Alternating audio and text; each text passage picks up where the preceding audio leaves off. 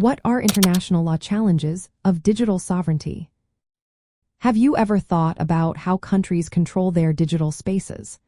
The concept of digital sovereignty is becoming increasingly important as technology evolves.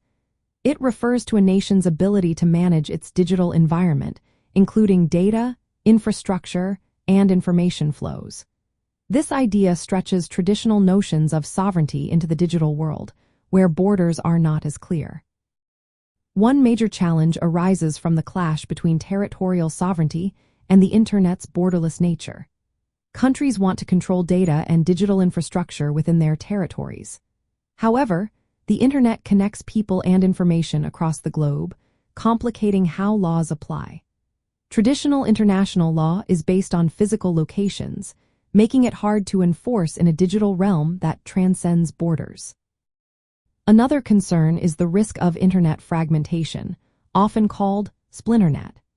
This occurs when countries create separate digital ecosystems or impose strict regulations that isolate their networks.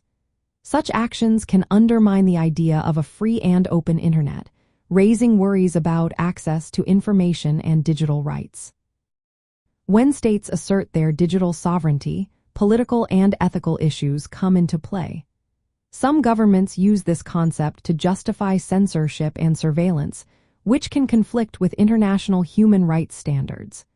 Balancing national security with individual digital rights presents a complex challenge. Currently, international law lacks a comprehensive framework to effectively regulate digital sovereignty. There are no universally accepted definitions or norms, leading to different national approaches.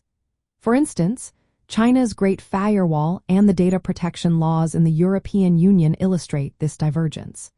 These differences complicate cooperation and can create tensions between nations. Trade protectionism in the digital sector adds another layer of complexity. Countries may use claims of digital sovereignty to impose barriers against foreign digital services and technologies.